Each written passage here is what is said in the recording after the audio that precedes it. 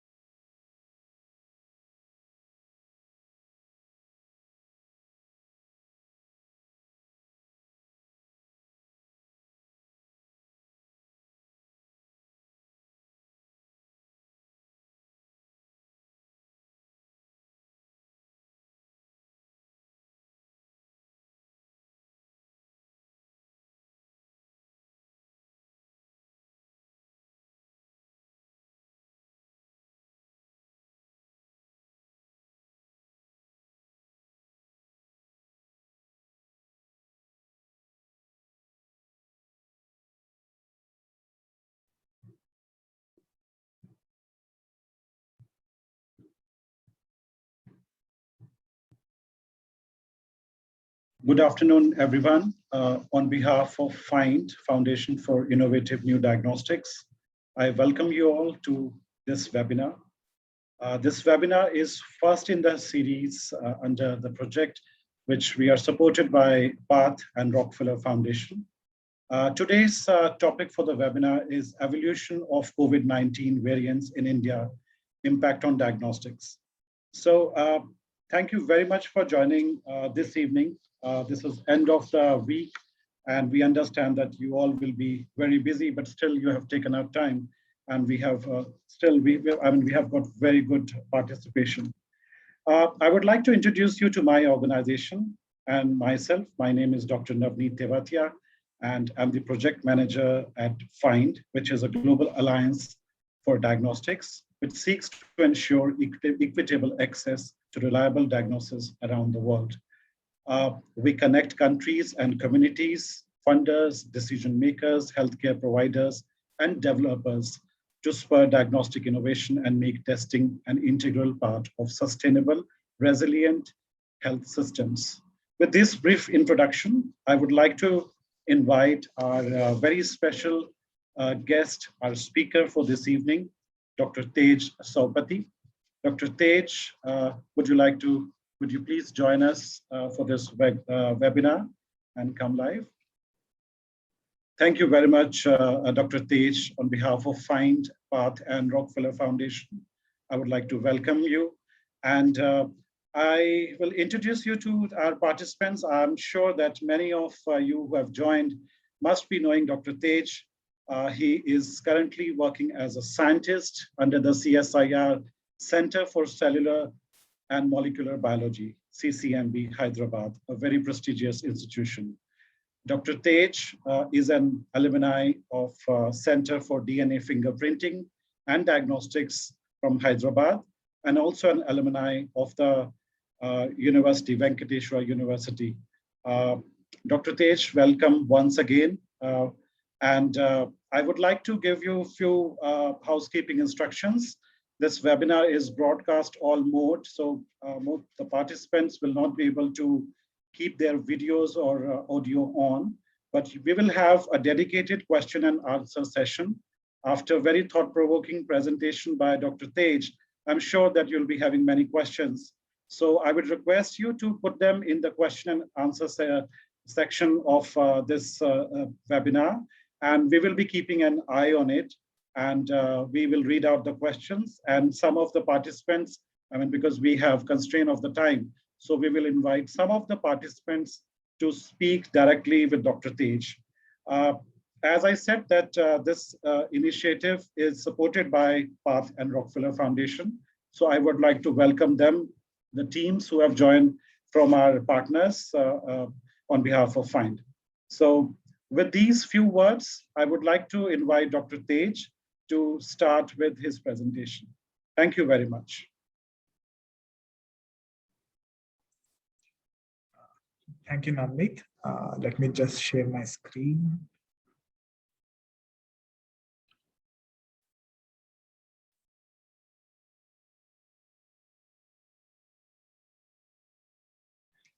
Is it visible?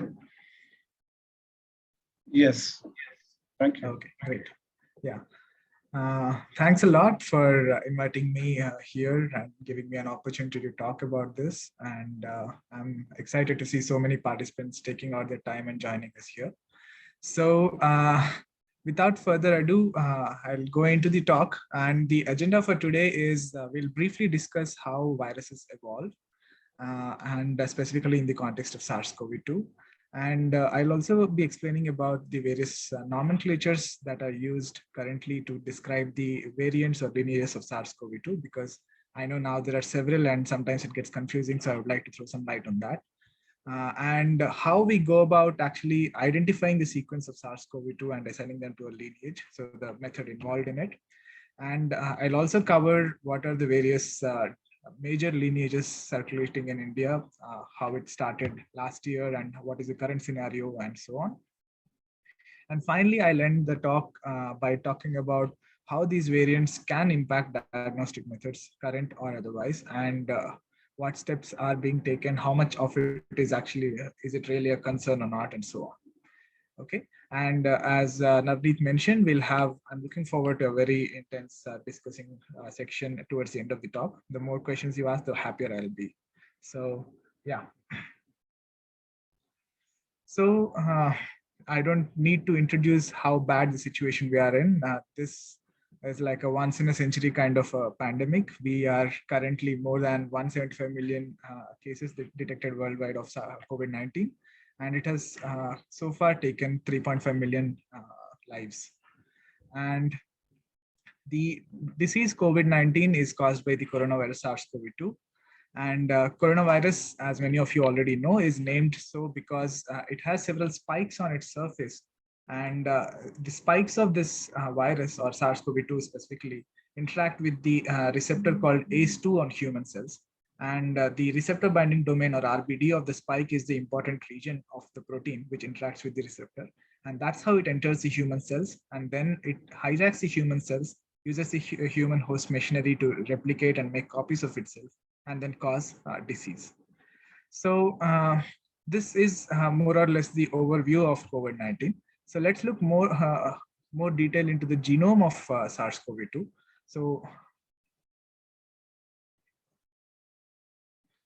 So as you can see, this is the virus, and these red bulbs kind of structure are the spikes.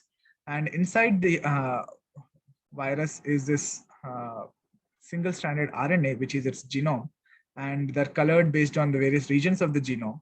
So this is as I said, it's a single-stranded RNA virus. There are several other kinds of viruses that we know, like for example, there are DNA viruses, there are double-stranded RNA viruses, and so on. This is a single-stranded RNA virus.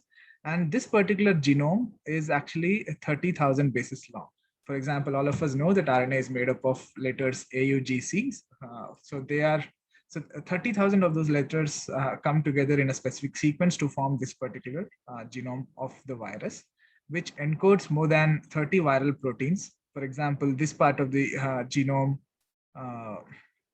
encodes the spike protein, which I was talking about, whereas this is called as ORF1b, which actually is called a polyprotein because several proteins come from the same location, and these are all important for the viral functions. For example, there's an enzyme called RDRP, which stands for RNA-dependent RNA polymerase, which is the enzyme that is important for the virus to replicate and make more copies of itself. And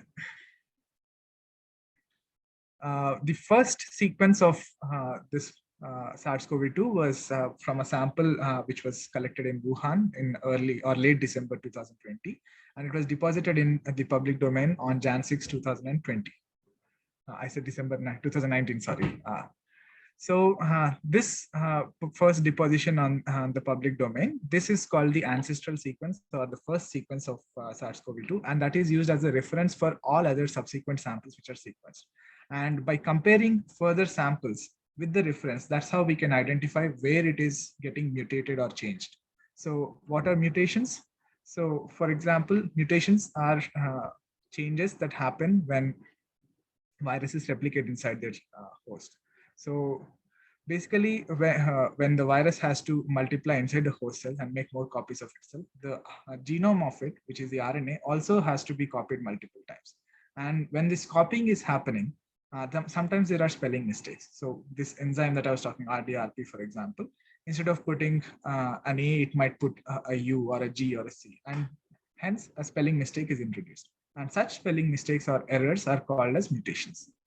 And so on the right side is the example schematic, which shows something called a gene. So for example, this entire 30 kb RNA that I was showing you is called the genome of the virus, and that is further divided into something called, or functional units called genes.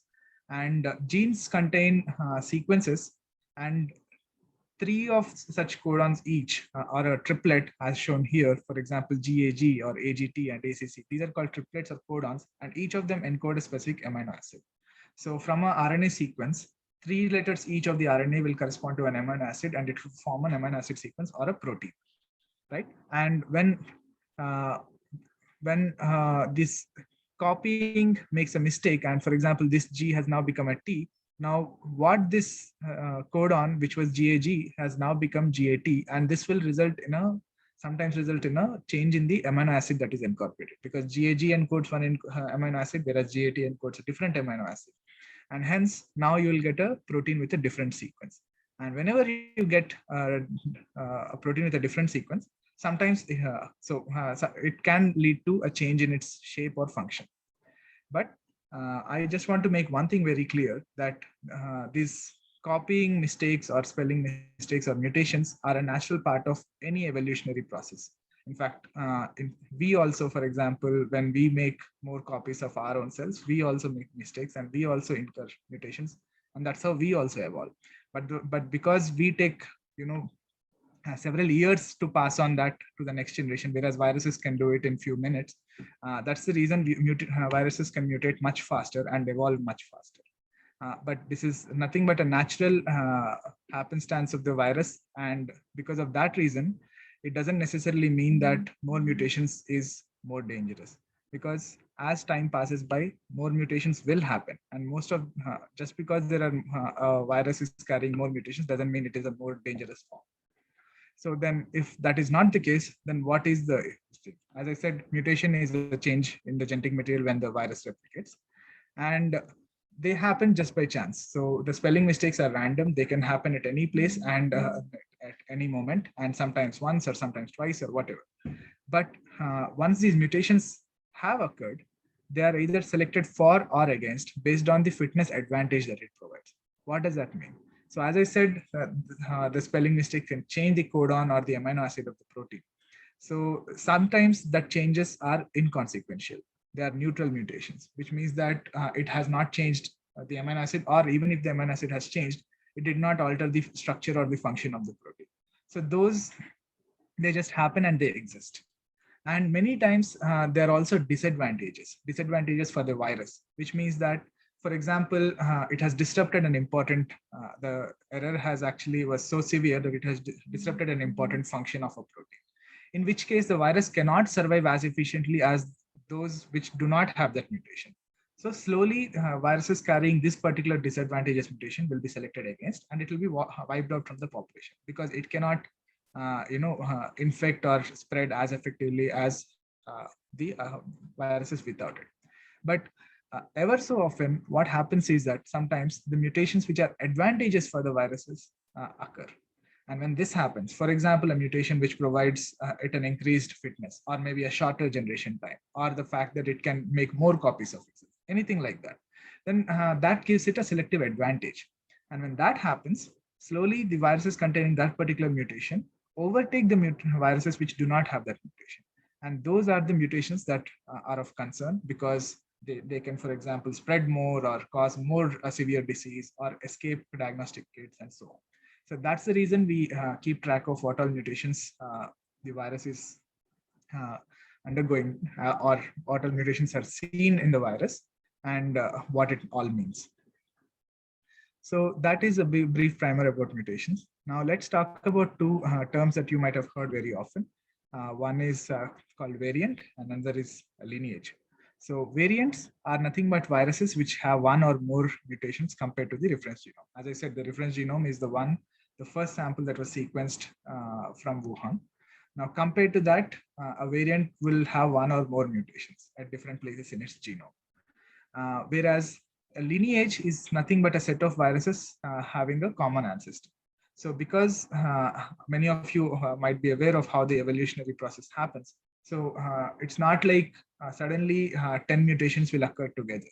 What would ideally happen is that from the ancestral sequence, one mutation will happen, then it will divide further and maybe some of its, for example, siblings, so to speak, will acquire mutation A and the other one will acquire mutation 2 or mutation B and so on. And after a while, you will see a set of 10 mutations occurring in a virus. And when that all subsequent viruses that arise from that particular single ancestor will have the same set of 10 mutations and something more. So that particular branch is called a lineage. So basically any set of viruses which all can be traced back to a single point in time in the tree is called a lineage.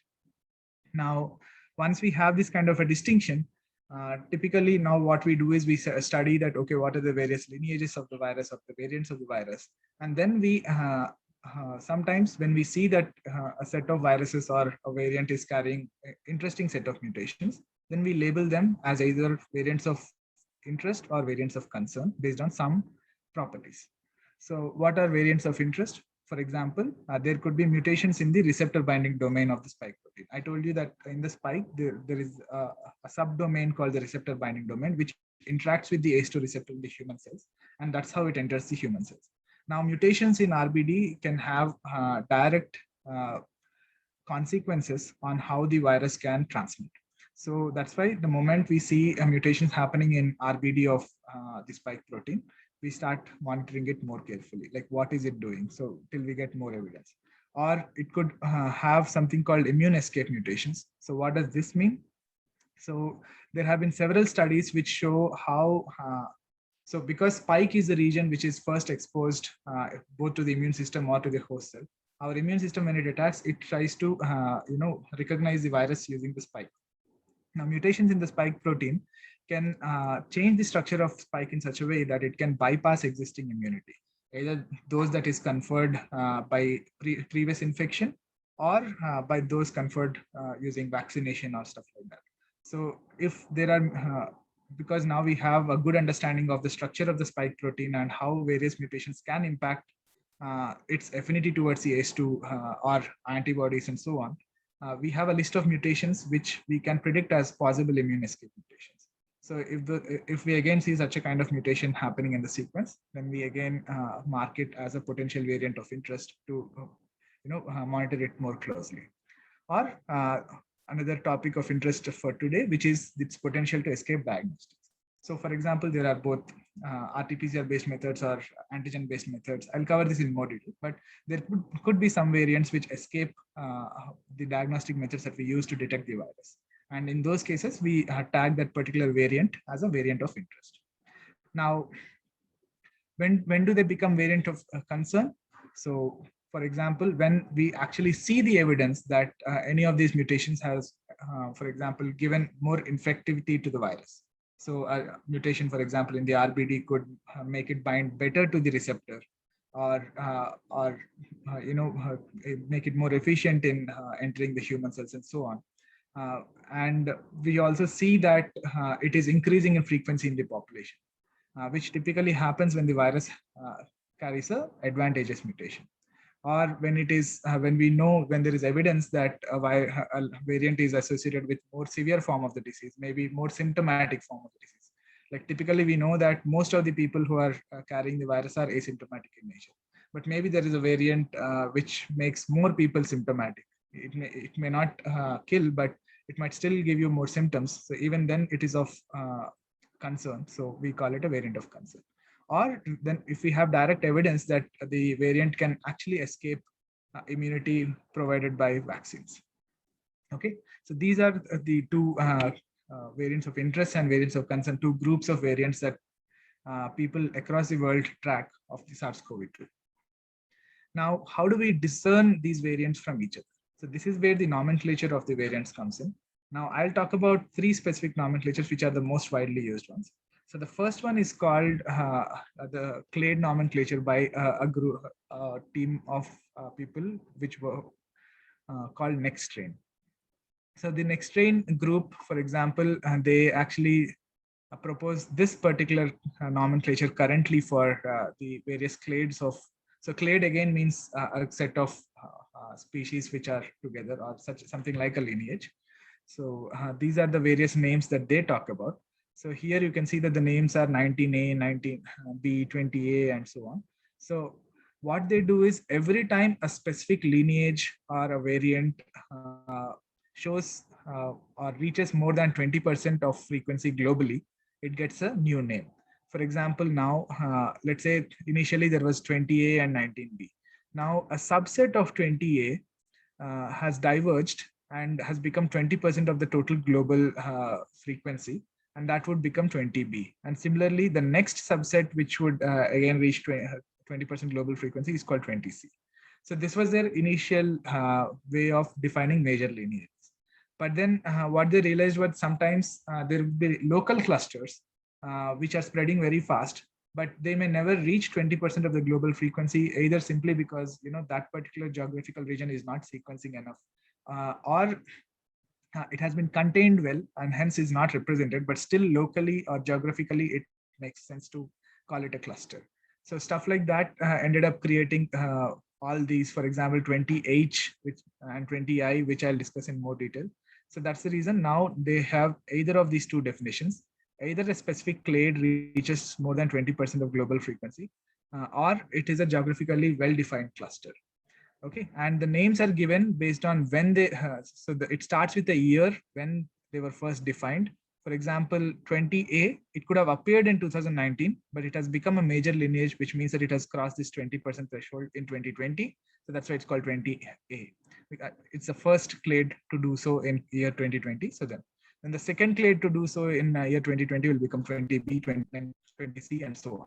Similarly, now we have 21A, 21B, these were variants which were actually, which probably originated in late 2020. But because they crossed this threshold, or they became a geographically important cluster in 2021, they get the 21 prefix followed by ABC and so on, based on when they were defined. Okay, you might ask, if 20% is the cutoff, why do we see so many different clades?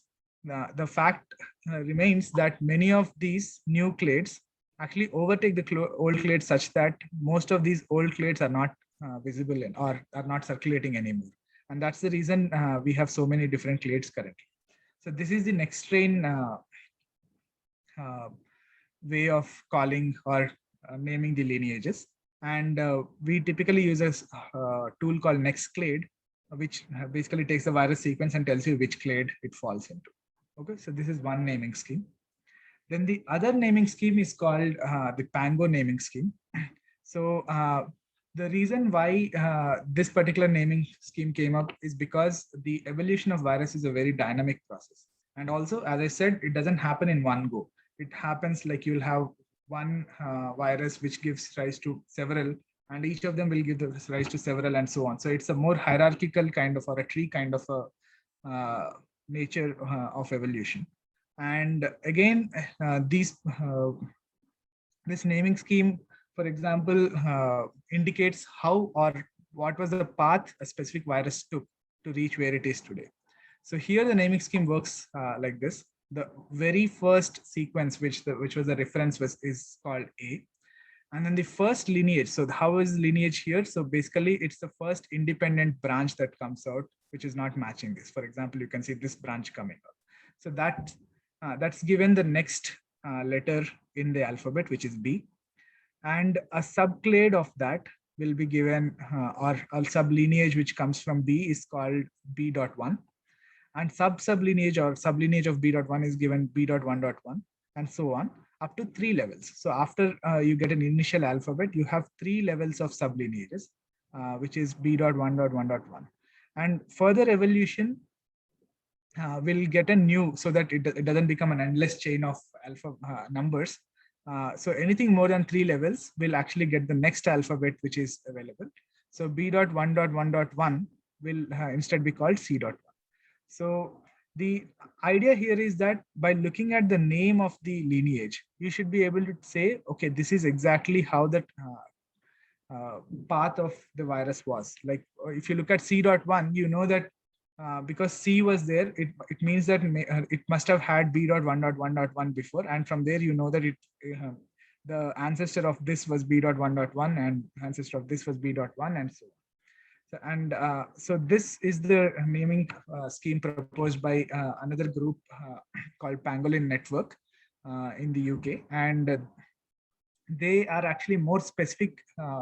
So this actually addresses a very specific, like even one new mutation which is defining the lineage of viruses, for example, gets a new lineage name. So this kind of naming scheme allows scientists to very specifically talk about a set of mutations, unlike, or a set of viruses, unlike the other naming scheme that I showed earlier, which could, for example, the same clade, let's say 21A, is composed of a set of viruses which can have some independent set of mutations, whereas this is much more specific. And it's again assigned by the Pango network. But the disadvantage with the system is that it is very difficult to remember these names. So a general public tends to not follow these names normally. So to solve both these, WHO has actually recently proposed a new set of lineage names based on Greek letters. So this, again, many of you would be knowing. So what they did was, instead of worrying about all the sets of viruses that are there, which is what Pango does. So Pango has something like close to 1,000 lineages, which again, most of them are not of concern because many of them, for example, are already not circulating anymore, or do not have the selective advantage that we care about, and so on. So to make it more user friendly or easy to remember, what WHO has done is it has taken all variants of concern. So these are variants of concern, which means that these are variants which are known to have more spread or stuff like that, and they've given them these Greek alphabet names. So for example, the one which was called the UK variant because it was first identified in the United Kingdom, and also has the Pango name P.1.1.7, is now called Alpha. And the one which was identified in India late last year and has now pretty much taken over India in the second wave and so on, which is given the lineage name 617.2, is now called the Delta variant and so on. And it also has names for various variants of interest also. And for example, a sister lineage of 617.2 or the Delta variant is given the name Kappa and so on. Okay, so this is so I hope this particular naming scheme actually picks up more and people start using this more, so that it's much more easier to understand which variant you're talking about. But this is currently the 3 naming schemes that are widely used. There's also this Gisette clade lineage, which I didn't talk about because it's not used very often, and honestly, it's even more confusing than some of the other naming schemes. Okay, so with that, so far I've talked about how these names are assigned and what are the lineages and so on. So to get there, or to once you get a sample, how do you determine which lineage it is? for that, we follow this protocol. I mean, the most widely followed protocol is called the Arctic v3 protocol, which is standardized by a set of researchers called the Arctic Network. And what this does is it actually uses a PCR, or a multiplex PCR, so to speak, which uses primer sets that target the entire viral genome, as shown in the schematic below. So this is the entire viral genome, and you have sets which are basically 98 sets, which span the entire viral genome, and in two pools. So these are basically overlapping set of pools. So for example, the forward primer of pool, the second set slightly overlaps the first set and third set and so on. So that because of this slight overlap, the PCR is actually done in two separate pools and then combined together. And this is more or less the overall overview of the protocol, where you first take the RNA of the virus, which you get from the sample, then you convert it into complementary DNA. Then you do PCR, multiplex PCR in two different pools, and then you combine them. And then you add something called barcodes to distinguish one sample from another. And then you make something called NGS library, or next generation sequencing library, which makes it compatible to high throughput sequencers. And these are a couple of sequencers, like either by Illumina or by Oxford Nanopore. So once you have this library, you load it on these machines, and then they sequence all these 98 different regions that were PCR amplified, and it gives the data. And then you do the analysis to stitch it back together into one continuous section of 30 kb genome, which is the entire RNA sequence of the virus. And modified versions of this protocol are offered by commercial kits such as COVIDSeq, which is developed by Illumina. So where this particular procedure can be done on thousands of samples in one go, so that even if you have 1,000 samples, you can multiplex them all in one particular NGS run, and then you can get data for all of them. And most of the sequencing in India happens currently under the INSACOG consortium. So you might have heard about this.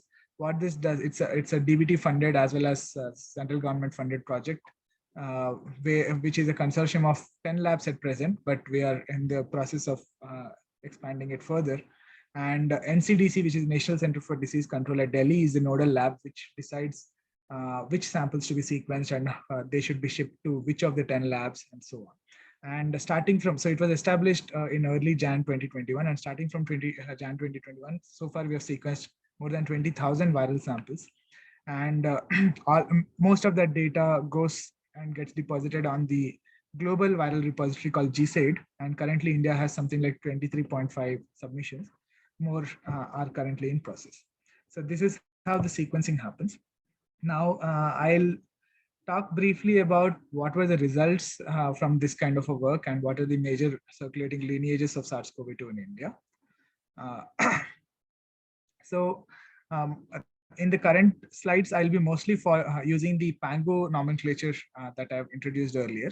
But just as a primer, the most important variant of concern in India right now is the B.1.617.2, or the Delta variant. So this is a stacked bar chart, which actually tells us how the variant landscape, or the lineage landscape of SARS-CoV-2 has changed across time in India, starting from June 2020 to present. So this is basically plotted using data which is currently available publicly on GSAID. So any of you can actually go through, get the data, and you can see that this is what you'll get. So each lineage, the proportion of each lineage is encoded month-wise. So this is for June 2020, July, August, and so on till May 2021. The number on top indicates the total number of sequences that were available for a month. And as you can see that last year, or even just before the first, the start of second wave, we had a mix of lineages. It doesn't matter which lineage exactly it is, but the idea was that there were a lot of, common set of viruses with common set of mutations that were present in different states and so on, but it was pretty diverse. But you can see that starting from May onwards, ever since the 617.2 or the Delta variant appeared, it has very quickly overtaken remaining lineages. And by the time you reach May, you can see that almost 90% of all sequences deposited for the month of May are actually of the 617.2 lineage, which means that there is a clear selective advantage for this particular variant, and it is actually spreading much better compared to other lineages that were in circulation. And most of the other lineages that we saw earlier are pretty much now wiped out because you don't see most of them. And even other variants of concern, for example, you can see that this brown color is the B.1.1.7 or the variant alpha, which was first identified in UK. That was sort of prevalent towards Jan and Feb and March, but even that very less is now, we're finding very less of that variant because now most of the new infections are of 617.2. And again, this is more graphs to explain how it is overtaking other lineages. For example, this is a model data based on the genomic data to see how the logistic growth rate of the virus is. And here the purple color actually is of 617.2, and you can see that it is actually expanding at the expense of other variants. And this is actually the daily smoothed growth rate of the variant, and the y-axis is the proportion. Again, 617.2 can be seen that it is much higher compared to all other variants. And even if you look at individual states, it's pretty much the same trend. So even this is for whole of India, which I have shown earlier. But if you look at other states, I mean, exclude West Bengal and Karnataka, because new data of that is still not there on GSAID, and hence this graph is only a representation up till March or so. But wherever new data is available till May, you can see that 617.2 is actually the predominant lineage. And places like Gujarat or Telangana, you can see that it's raising very sharply. So this is the current landscape of SARS-CoV-2 lineages in India. And now that brings me to the final part of the talk, which is the impact of variants on diagnostics. So before I tell you what we know currently about this diagnostic escape variants, what are the likely scenarios where a variant can escape diagnosis? So when you're talking about RT-PCR tests, essentially a variant can escape or can bypass a RT-PCR test if it has a mutation in one of the primal binding sites. That's pretty much it. Or if you're talking about rapid antigen tests, there could, so most of these rapid antigen tests use antibodies or other such similar things which recognize the antigens. And if there are mutations which change the antigenic surface enough that is it can escape the detection by antibodies, that's when it can bypass the diagnosis. Of course, there are, I'm not talking about other kind of methods. For example, now there are, so CSIR IGIB has, for example, developed a kit method called Feluda, which uses CRISPR-Cas9 to detect virus. So that is also a sequence-based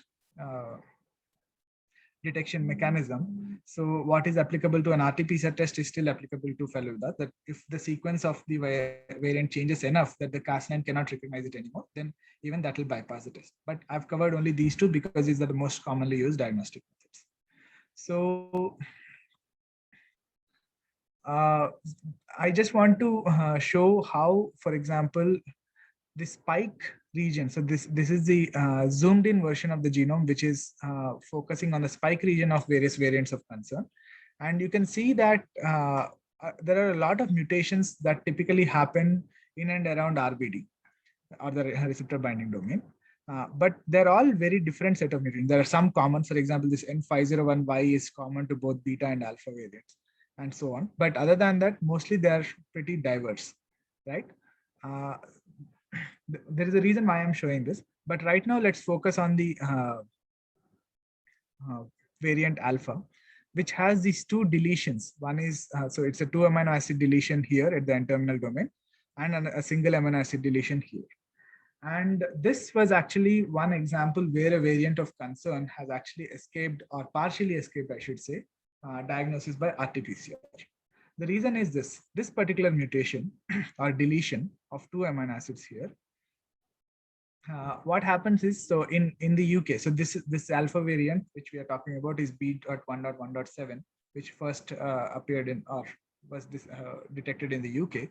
And most of the UK, or at least something called the Pillar 2, which is a large section of England, was using the TACPath RT-PCR kit by Thermo.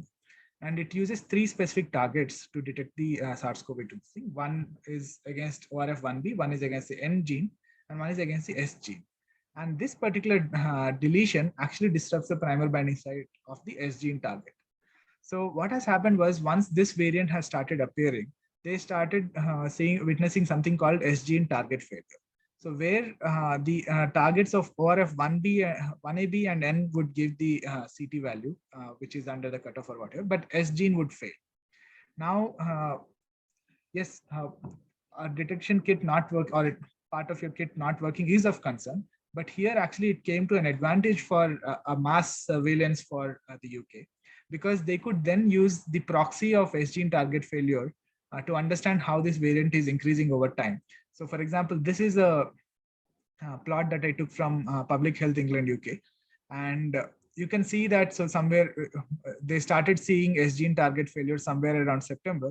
And by the time they reached November, 90% of the cases actually showed S gene target failure, which means that 90% of the cases were of actually this new variant alpha, which had this spike deletion, right? So, and you can see the count, right? It's actually for each week, it has reached 100,000 or more. There is no way anyone can, actually sequence so many of them to identify which variant it is. But by using this S gene target failure as a proxy for this variant, they could do such a mass surveillance. And yeah, so, and because of the same reason, they could actually track in various suburbs of England also how this particular variant has actually started contributing to 90% or more number of cases all by the time it reached December. And that was the time when it was declared as a variant of concern. And even India started gearing up to monitor this virus, this particular variant, as well as other variants happening here and so on. And in the same vein, now we know about the Delta variant, which has picked up very like extremely in India. And this was also, so in the UK also, they started seeing a rise of Delta variant now. And again, they started using the S gene target failure as a proxy for how Delta variant is increasing, or rather how it is beating the Alpha variant. So you can, for example, so this is the entire graph. So the blue part is where S gene could be detected. Purple part is where S gene could not be detected. And I have shown the graph till here in the previous slide. And you can see that after that, they could pretty much contain the infection. But here now, around late April or early May, again, they started seeing an increase in cases which were actually not SGTF or S gene target failure, which means that whatever new cases they're getting are of variant something other than alpha, which is now declining. So this is a zoomed in version of the same plot. And what this essentially shows is that, and they also have the corresponding genome sequence. So they know that most of these new cases, which are non-SGTF, actually are the Delta variant. So that was a sort of a good example of how a mutation which is escaping diagnostics actually came to the help to do mass surveillance in the UK. Now, the other aspect is how variants can actually affect rapid antigen tests. But so this is actually a plot that I picked up from Path Foundation. And you can see that most of the commercially available rapid antigen tests actually target the N gene or both S and N gene. N is the nucleocapsid gene, which is inside the spike protein, further inside the spike protein. So they actually detect the N part of the virus or the S or both S and N, and only a couple of the kits actually use only the S part and or the spike part and not the nucleocapsid part. And what they've shown is that so it's not done on Delta yet, but for Alpha, Beta, and Gamma variants, it was shown that most of them either were verified or are expected to work without any issue against these viruses. And some of them were even verified independently by other researchers, but most of them actually still continue to work well against the rapid antigen tests. The reason for this is the nucleocapsid part of the variants is relatively well conserved compared to the spike part, which is why I was showing you that spike comparison across all the variants of concern, that most of the mutations that happen in and around RBD because they typically have an immediate selective advantage that they can bind to the receptor better or so. But other locations of the genome typically are not under the same selection pressure like the spike protein, and hence are relatively well conserved. So going by this trend, it is likely that even Delta variant is unlikely to escape rapid antigen tests. And as for RT-PCR kits, uh, we've seen how an example of a variant of concern where one target has failed. But most of our RT-PCR kits use multiple targets, at least two, but often three.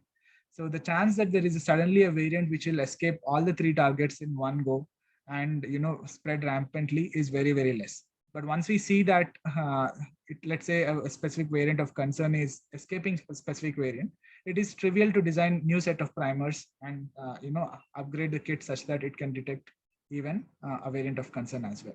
And as also explained, most rat kits are designed against the N gene, so and that is relatively well conserved, and hence most kits continue to work. And there is a good work published by CSR IGIB, where they have actually compiled all the mutations that fall into these PCR primer binding sites and so on. And I also wanted to mention how, so I mentioned this tool called NextClade, which where we deposit a FASTA sequence and it assigns the next strain clade. That also tells you typically if a mutation is falling in any of the known primer binding regions. So that's the way we keep track of what are the new variants emerging and if they can bypass the diagnostics and so on. So that's pretty much it, what I have. And I'll be happy to take any questions.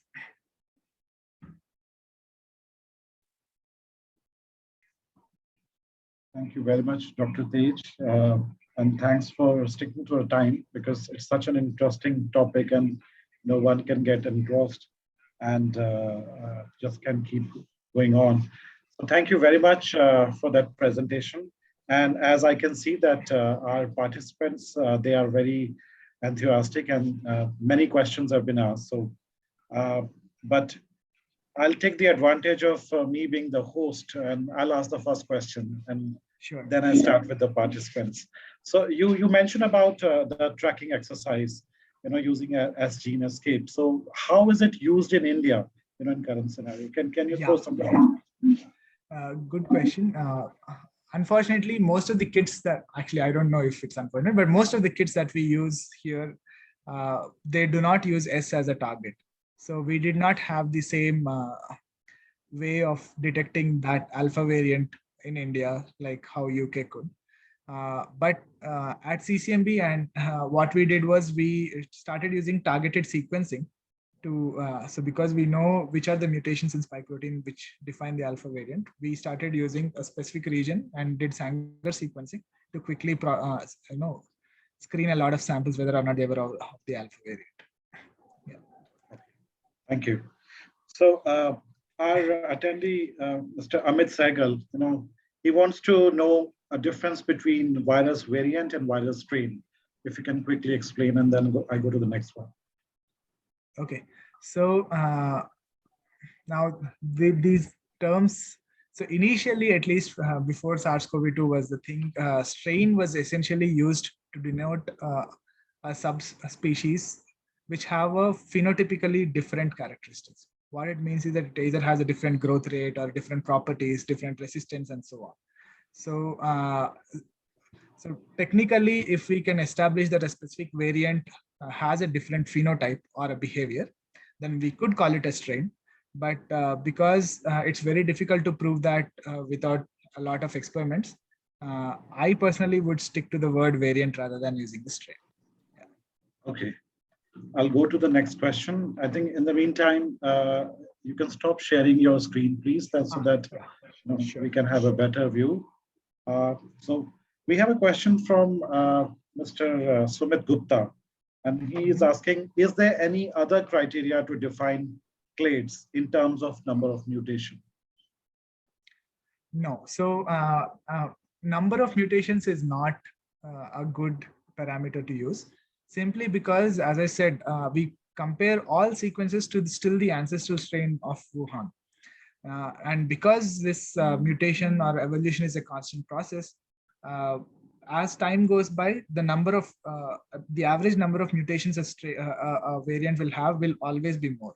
So currently, in fact, most of these like samples that we sequence have close to 25 to 30 mutations compared to the ancestral strain. Next year, we'll see probably 40, 45, and so on. So that's the reason we do not use number of mutations as a criteria for defining clades. Yeah. Thank you. So we have a participant, Mr. Abraham from Mali. I don't know if it is Mali from Africa. So the question is that, is the mutation having any impact on diagnostic by PCR? Yeah, so as I said, currently there are most of the kits that we see, the variants of concern we are able to detect on all targets. So at CCMB also we do a lot of tests and we use multiple kits, and they're able to detect all the targets properly. So far I don't think we see any evidence that it can bypass RT-PCR kits. And as I said, it's very trivial to actually redesign a primer if we see that there is a mutation that escapes. Right. So there is a very interesting question coming from Gurvinder Singh. And Gurvinder wants to know that why Maharashtra and Kerala are still having amongst the highest number of cases of COVID, even though other states are showing a declining trend. So is there any specific reason? Last I checked, Maharashtra was on the decline. So I'm not sure what. Okay, all right. Yeah. So Nikhil Ratna wants to know, how does the mutation in the complementary stretch to primers affect the sequencing results? So I'm not sure what exactly it means by complementary, but so the RNA is single stranded.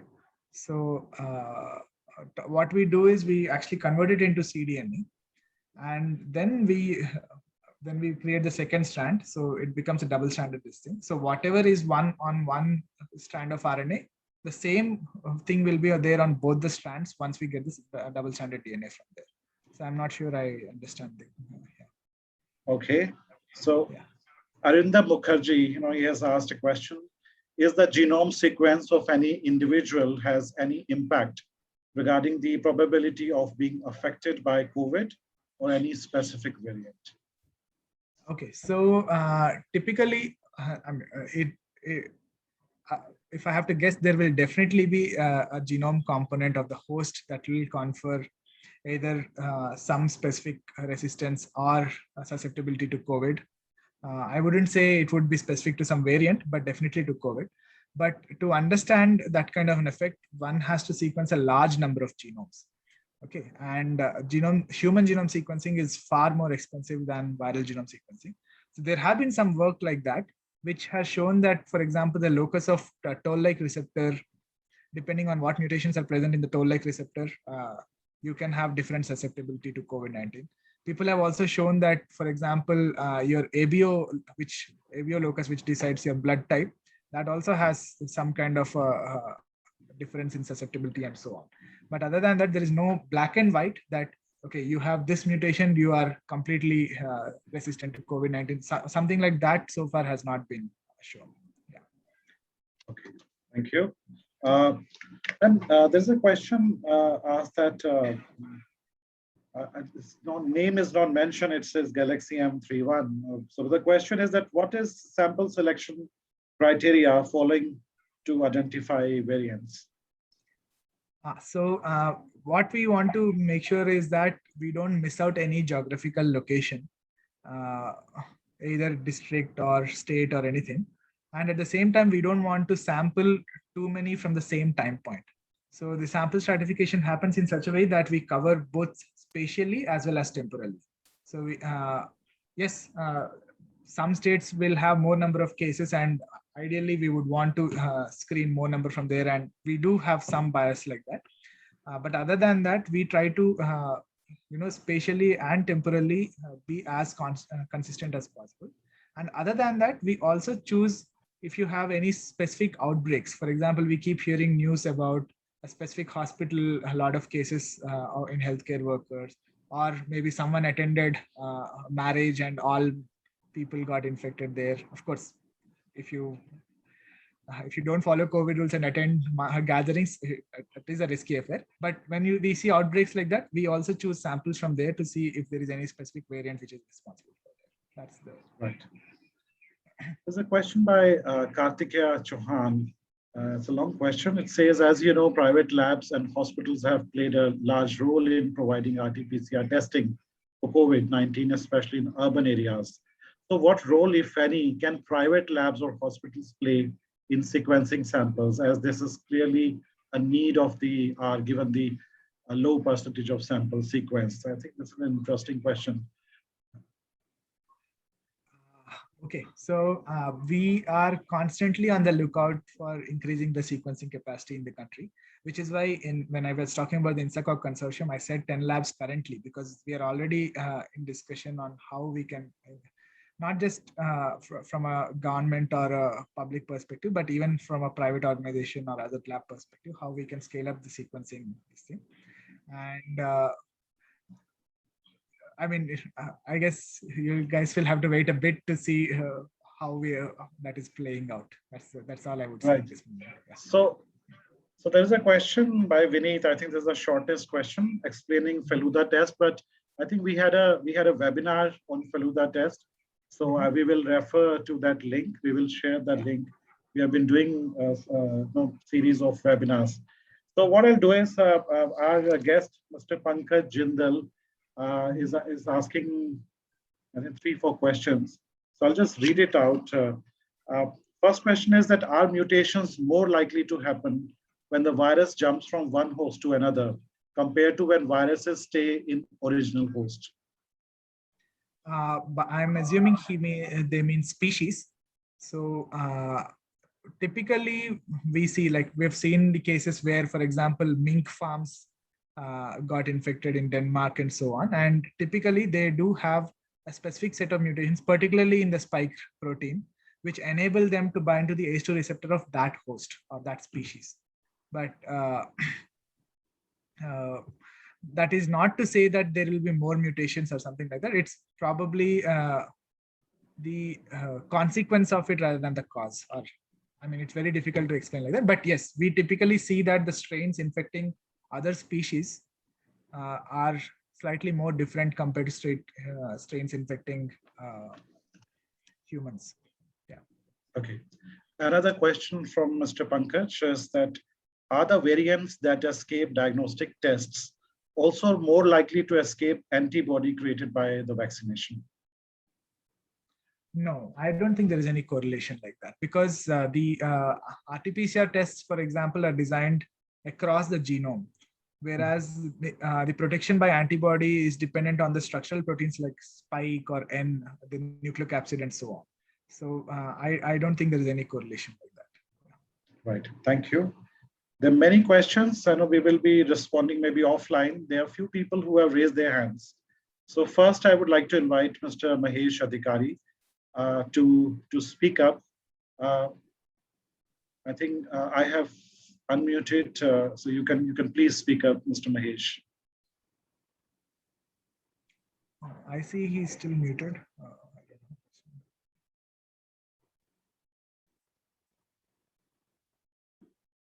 Mr. Mahesh, can you please unmute yourself and speak?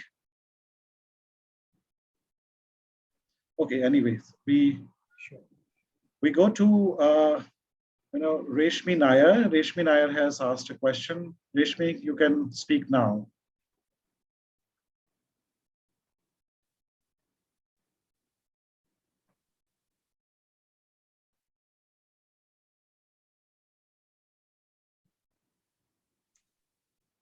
Okay, I think they are not unmuting. They're unmuting. Yeah.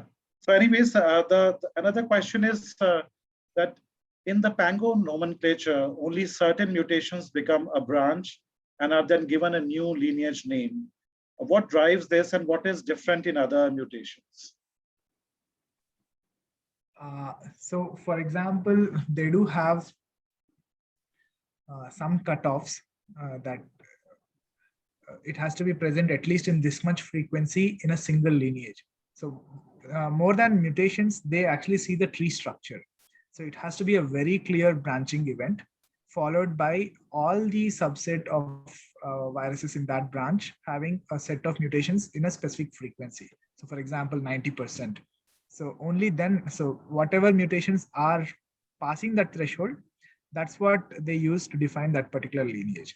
If something is only present, let's say 50% of the samples, then they may not mention it in the lineage assignment because it's only present in 50% of the samples. That's the thing. So they use more the lineage, the tree structure rather than the set of mutations itself. Okay, thank you very much. My colleague Vidya Nidhi, he wants to ask a question. Vidya. Yeah, hi. So I have a couple of questions. One, as you said that this B16172, which was there in prevalent in Indian strain right now, variants. So there is any correlation between this host response, immune response against that?